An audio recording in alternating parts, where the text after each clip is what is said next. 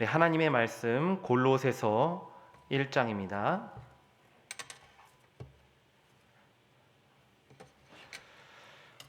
골로새서 1장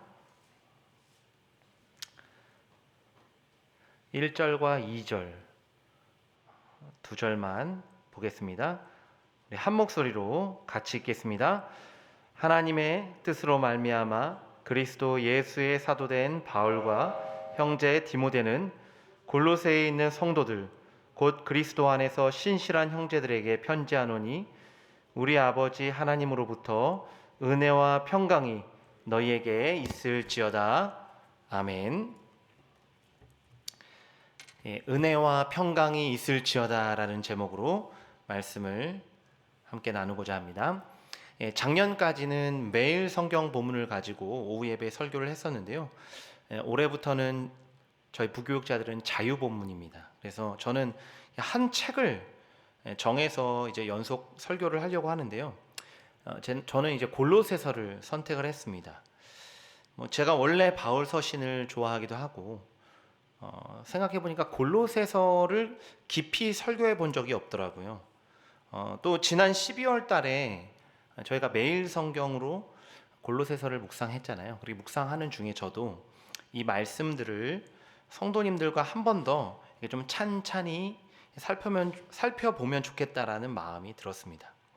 왜냐하면 이 골로새서가 예수 그리스도에 대한 핵심적인 교리들을 아주 풍부하게 담고 있기 때문이고요. 또 이 골로새 성도들을 향한 바울의 실천적인 권면들, 이것들이 코로나 시대를 살아가고 있는 오늘 우리에게도 매우 유익한 통찰들을 주기 때문입니다. 오늘은 첫 시간이기 때문에 잠깐 골로새서에 대한 서론적인 배경을 말씀드리려고 하는데요. 이미 담임 목사님께서 새벽에 또 수요 기도회 때 잘 이제 전해주신 내용이지만 한 번 더 정리해 보고자 합니다. 이 골로새 교회는 바울이 3차 전도 여행 때 에베소에서 3년간 이제 머물면서 사역을 했거든요. 그때 세워진 것으로 예상을 합니다. 골로새 사람이죠. 이 에바브라라는 이 사람이 에베소에서 바울에게 복음을 듣고 그리스도를 영접하죠. 그리고 이제 자신의 고향 골로새로 돌아가 복음을 전하고 그곳에 교회가 세워집니다. 이처럼 골로새 교회는 바울이 직접 개척한 교회는 아닙니다. 하지만 바울의 복음을 들은 제자죠. 곧 에바브라에 의해 세워진 교회입니다. 우리 한번 지도를 한번 띄워주시겠습니까? 잘 보이실지 모르겠는데 보시면 골로새는 에베소에서 동쪽으로 161km 떨어진 리쿠스 강변에 위치한 도시입니다. 이곳은 로마의 아시아 숙주죠. 부르기아에 속한 도시로서 한때는 그 주변에 보시면 라오디게아 또 히에라폴리와 함께 이 상업 교통의 중심지이기도 했습니다. 오늘날로는 이제 터키 지역이죠. 터키 지역 현대 발굴 조사에 의해서 골로새에 대한 비문, 극장, 공동묘지, 기타 건물 등이 발견되었는데요. 발굴된 동전들은 골로새 지역에 로마의 주요 신들에 대한 예배와 더불어 신비 종교가 존재했음을 암시해 줍니다. 한편 이 유대인 역사가죠. 이 요세푸스는 부르기아, 아까 이제 그 부르기아 주에 속해 있다고 했잖아요. 골로새가. 그 부르기아에 존재한 유대인에 대해 언급을 했는데요. 아마도 이 골로새에는 부르기아로 이주한 유대인들이 다수 살았고 회당을 중심으로 헬라파 유대인, 이 헬라파 유대인이라는 것은 유대인인데 어렸을 때부터 헬라 문화에서 태어나고 자란 사람들, 이거에 헬라파 유대인이라고 하거든요. 그들이 이제 그들 나름대로의 종교 문화를 가지고 살아가고 있었을 가능성이 높습니다. 이처럼 골로새 지역은 다수의 헬라인들이 로마의 종교 문화를 따라 살고 있었고요. 그러나 또 한편으로는 상대적으로는 소수지만 회당을 중심으로 유대인들의 종교 문화도 혼재해 있는 그런 도시였습니다. 아시다시피 골로새서는 옥중서신이죠. 옥중서신. 바울이 감옥 가운데서 보낸 네 가지 편지, 에베소서, 빌립보서, 골로새서, 빌레몬서. 이 네 가지 편지 중에 하나인데 바울이 로마의 감옥에서 이렇게 갇힌 상태에서 보낸 편지인데 특별히 빌레몬서와 굉장히 밀접한 관계가 있어요. 빌레몬서. 빌레몬서에 등장하는 빌레몬, 또 오네시모, 아키포, 이 세 사람 모두 골로새 사람이에요. 우리는 빌레몬서를 통해서 오네시모는 빌레몬의 종이고 또 아키포는 그의 아들이었음을 짐작할 수 있습니다. 4장에 보시면 오네시모는 9절에 보면 편지 전달자로 나오고요. 또 4장 17절에 보시면 아키포는 직분을 받은 자로 이렇게 기록되는데요. 두 사람 다 골로새 교회를 위해서 헌신하는 아주 중요한 일꾼으로 쓰임받고 있음을 알 수 있습니다. 그런데 이제 가장 중요한 거는 바울이 이 편지를 쓰게 된 계기와 목적이죠. 골로새 교회를 세운 에바브라는 이 골로새 지역에 위험한 이단 사상이 유행하고 있음을 알고 이 사실을 바울에게 전합니다. 이 이단 사상은 아까 말씀드린 것처럼 유대주의적 영향하고 또 로마의 신비 종교가 이렇게 막 뒤섞여 가지고 혼합된 그런 거짓 가르침이었어요. 거짓 교사들은 유대교의 한편으로는 영향을 받아서 복음 이외에도 율법과 금욕 이게 필요하다고 주장을 했습니다. 또한 그들은 또 로마의 종교의 영향도 받아서 로마의 점성술, 신비 종교 이런 것들이랑 이제 영향을 받아가지고 여러 이제 미신적인 것들도 지키라고 가르쳤습니다. 하지만 이제 다행히도 갈라디아 교회와는 조금 다르게 골로새 교회는 이 편지를 보낸 시점까지는 그렇게 크게 거짓 교사들에게 미혹된 상황은 아니었어요. 그래서 에바브라는 이러한 골로새 이단 사상으로부터 성도들을 지키기 위해서 예방 차원이죠. 바울에게 편지를 부탁합니다. 바울은 사도의 권위로 골로새 성도들에게 오직 그리스도의 복음으로 충분하다.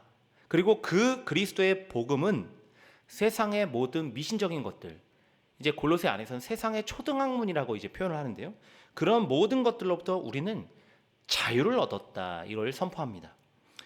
그리고 바울은 또 이 복음을 믿는 그리스도인답게 골로새 이단의 그릇된 삶의 방식을 배척하고 하나님 백성으로 거룩한 삶을 살아가라고 권면하고 있습니다. 이러한 이제 골로새서에 대한 개론적인 이해를 가지고 그럼 오늘 본문으로 직접 들어가 보도록 하겠습니다. 오늘 본문 1절과 2절은 골로새서 편지를 시작하는 바울의 인사말이죠. 물론 이 인사는 당시 로마 문화권에서는 흔히 사용되던 인사말이랑 비슷해요.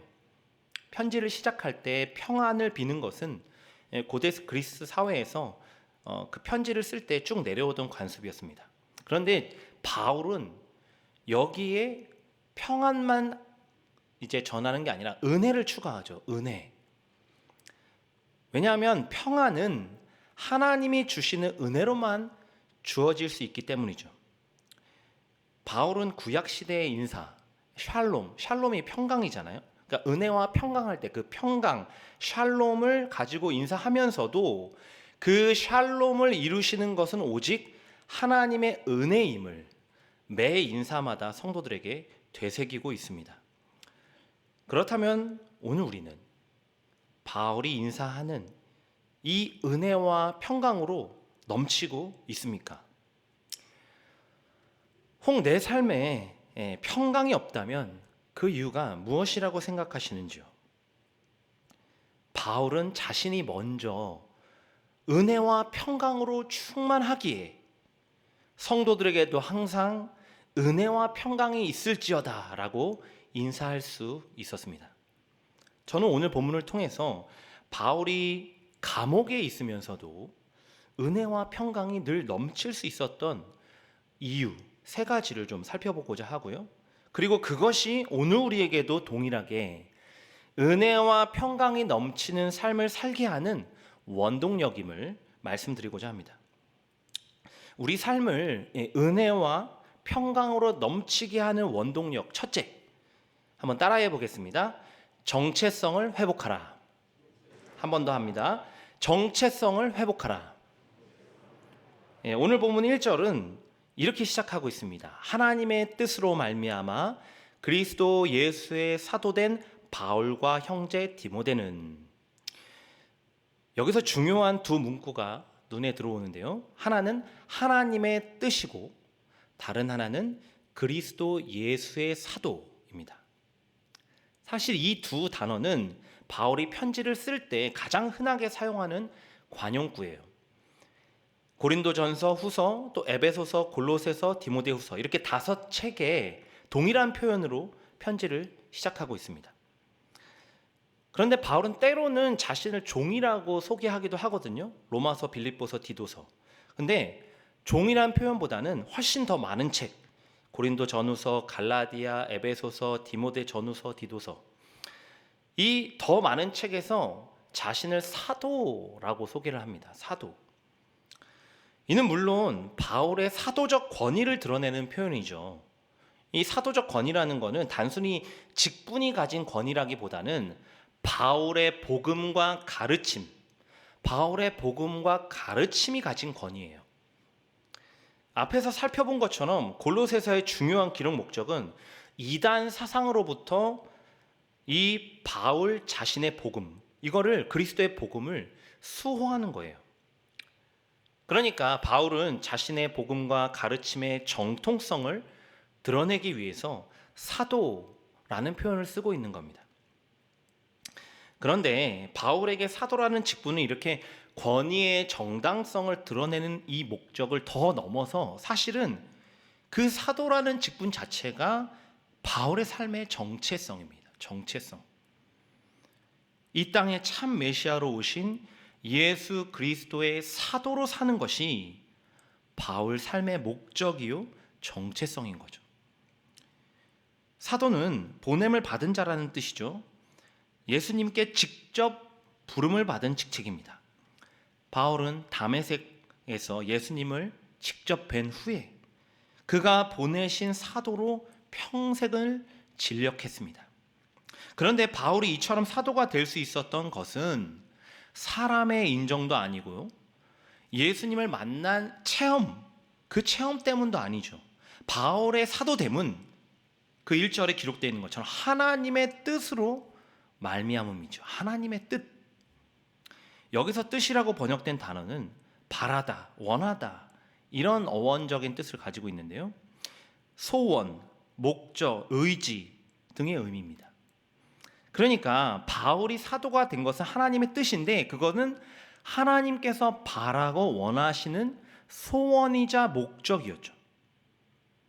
또한 그가 사도의 정체성을 가지고 살아가는 것은 강력한 하나님의 의지라는 겁니다. 하나님의 의지.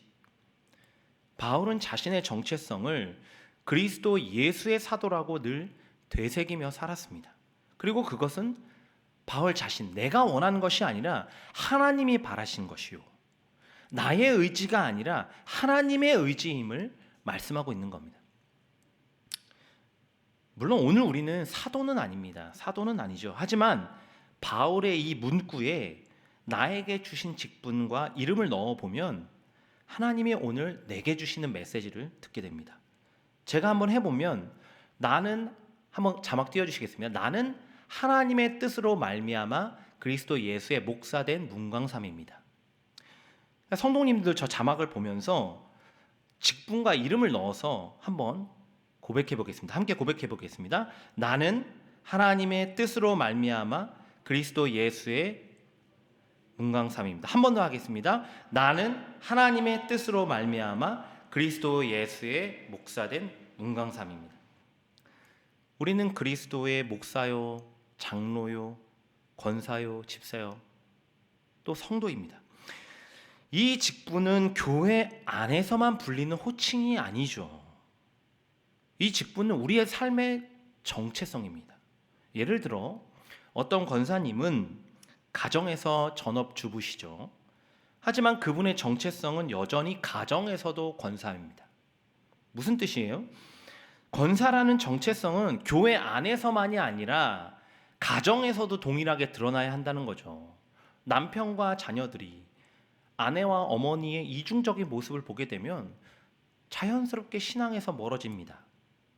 교회에서는 누구보다도 봉사도 많이 하고 거룩해 보이는 권사님인데요. 그런데 가정에서는 섬기지도 않고 본이 되지 못한다면 그분은 권사의 직분은 있으나 그 정체성대로 살지 못하고 있는 거죠. 또 한편 어떤 안수 집사님은 회사에서 부장일 수 있죠. 하지만 그분의 정체성은 회사에서도 안수 집사예요.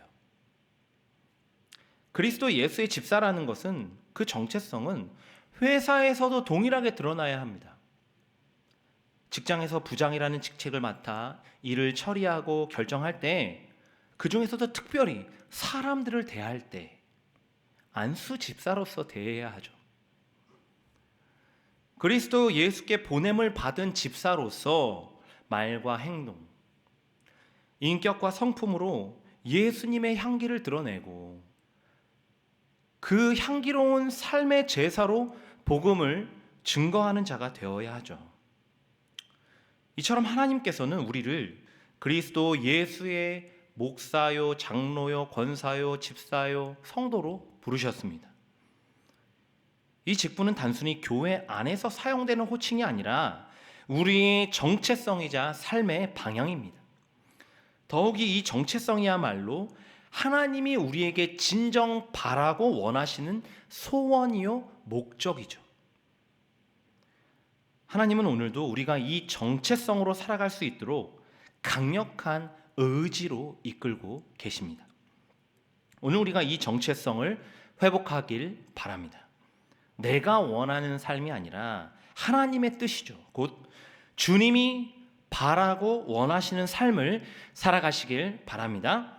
바로 이 정체성이 회복될 때 하나님의 은혜와 평강이 우리에게 충만히 임할 줄 믿습니다. 교회 안에서만이 아니라 세상 속에서도 그리스도 예수의 직분자, 곧 그리스도인의 정체성을 드러내는 저와 여러분이 되길 간절히 소망합니다. 우리 삶을 은혜와 평강으로 넘치게 하는 원동력 두 번째, 한번 따라해 보겠습니다. 신실함을 견지하라. 한 번 더 하겠습니다. 신실함을 견지하라. 오늘 본문 2절에 바울은 이렇게 말씀합니다. 골로새에 있는 성도들 곧 그리스도 안에서 신실한 형제들에게 편지하노니. 바울은 지금 골로새 교회에 편지를 쓰고 있죠. 그런데 여기서 그들을 수식하는 두 단어가 눈에 띄죠. 하나는 성도들이라는 표현이고요. 다른 하나는 신실한이라는 표현입니다. 성도들이라고 번역된 이 단어가 원어로 거룩한 자들이라는 뜻입니다. 거룩한 자들. 하나님은 구약 이스라엘 백성들을 향해서 너희는 거룩한 백성이다, 그렇게 말씀하시죠. 출애굽기 19장 6절인데요. 자막을 통해서 우리 함께 읽어보도록 하겠습니다. 너희가 내게 대하여 제사장 나라가 되며 거룩한 백성이 되리라. 너는 이 말을 이스라엘 자손에게 전할지니라. 아멘. 이처럼 바울은 교회를 향해 편지를 보낼 때마다 성도라는 그 표현을 쓸 때마다 그들이 하나님의 택한 이스라엘, 그러니까 거룩한 백성임을 늘 되새겨주고 있는 겁니다. 또한 그들은 신실한 형제라고 묘사하죠. 신실한. 여기서 이 신실한이라고 번역된 단어는요, 헬라어로 피스토스. 그런데 이 피스토스라는 단어가 신약 성경에 매우 중요한 단어예요. 왜냐하면 보통 우리가 믿음이라고 아주 많이 쓰잖아요. 신약 성경에 있는 그 믿음이라고 번역되는 단어가 피스티스예요. 그러니까 피스토스, 피스티스 어원이 같죠. 믿음이라고 번역되는 이 피스티스의 어원적 의미가 신뢰하다, 신실하다라는 뜻이라는 거죠. 결국 그러니까 우리가 믿음이라고 표현할 때 그 의미는 항상 그냥 지적인 동의가 아니에요. 믿음이라는 것은 하나님을 신뢰하는 거고요. 그 하나님을 신뢰하는 자에게만 주어지는 신실함. 그 신실함을 견지하는 백성, 형제들이라고 지금 바울은 묘사하고 있는 겁니다. 바울은 골로새 성도들이 그리스도 안에 있는, 즉 믿음 안에 있는 자들임을 강조하죠. 그리고 그들은 그 그리스도를 믿는 믿음, 그 믿음을 신실하게 지켜가는, 견지해가는 자들이라고 격려하면서 인사를 하고 있는 겁니다. 바울은 다음과 같이 골로새 성도들에게 이야기하죠. 골로새 성도들이여, 당신들은 하나님의 거룩한 백성으로 부름받았습니다. 그러므로 그리스도를 믿는 그 믿음을 끝까지 신실하게 지켜가야 합니다. 바울은 거짓 교사들의 유혹에 노출되어 있는 성도들에게 그리스도 안에 있는 믿음을 신실하게 견지해야 함을 권면하고 있습니다. 오늘 우리도 마찬가지인데요. 그리스도인이 이 땅에서 은혜와 평강을 누리는 비결은요, 소유의 넉넉함도 아니고 세속적인 성공도 아닙니다. 그런데 이 시대의 그릇된 사졸은 자꾸만 우리를 유혹하죠. 세상 사람들과 똑같은 가치관, 믿지 않는 자들의 추구하는 삶의 방식을 강요해요. 뭐 돈이 있어야 행복하다, 성공해야 남들에게 인정받는다.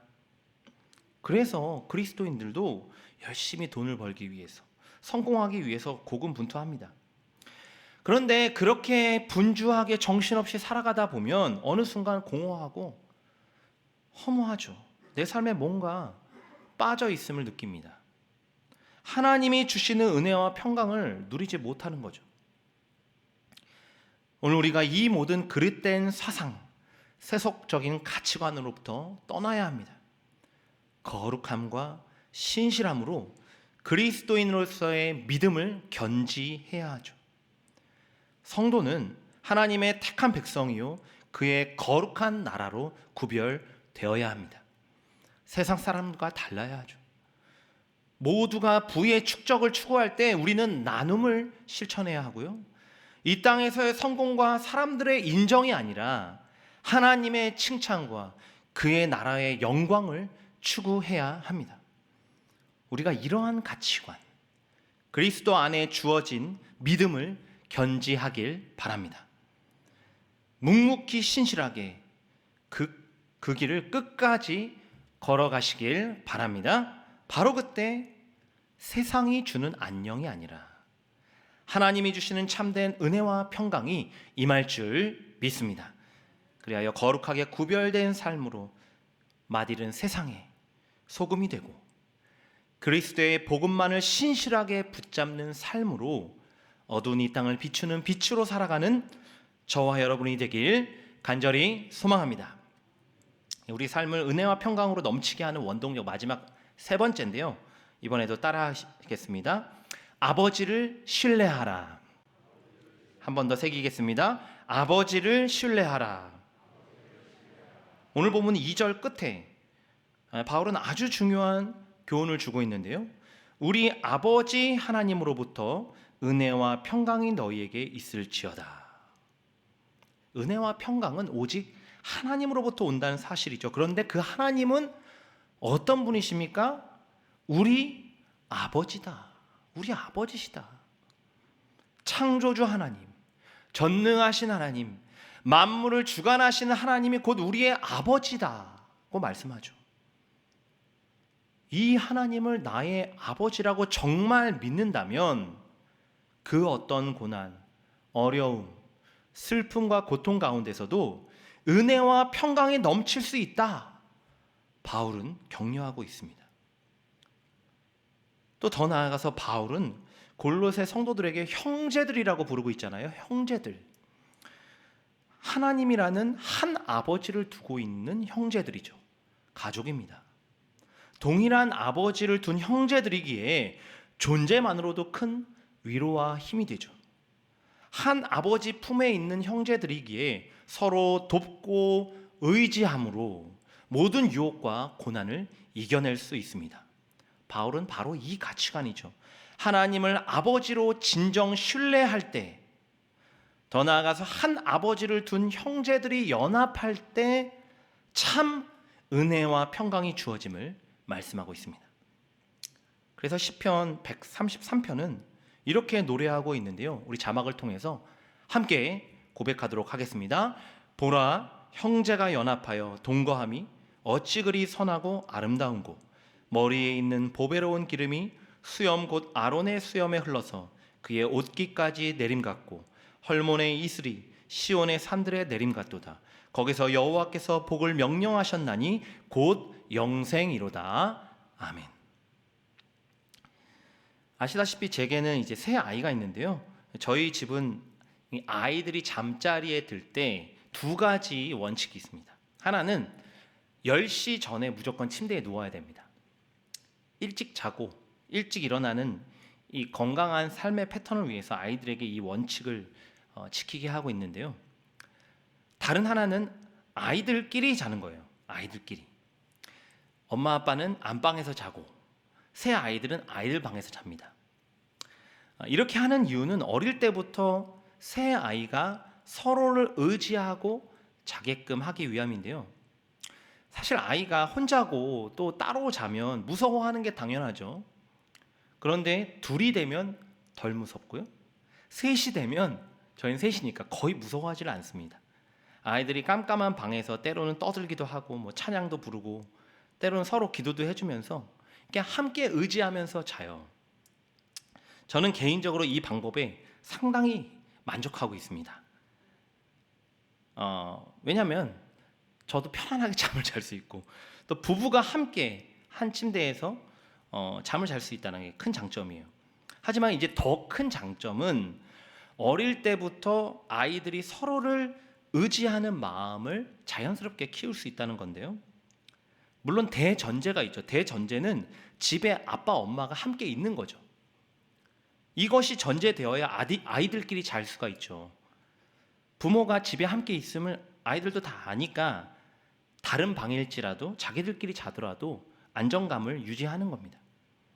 하지만 다른 한편으로는 같은 엄마 아빠를 통해 태어난 이 형제라는 사실은 캄캄한 어둠과 두려움을 이기는 이 평안한 마음의 원동력이 됩니다. 오늘 우리가 바울이 전하고 있는 이 놀라운 은혜를 잊지 말아야 하죠. 창조주 하나님, 전능하신 하나님, 만물의 주관자이신 하나님이 우리 아버지 되십니다. 주님은 오늘도 사랑의 눈길과 도움의 손길로 우리를 기르고 계시죠. 그 주님을 바라보시길 바랍니다.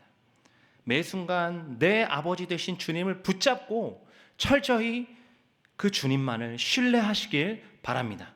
바로 그때 그 어떤 고난과 역경 속에서도 나의 아버지 품 안에서 평안을 누리는 우리가 될 줄 믿습니다.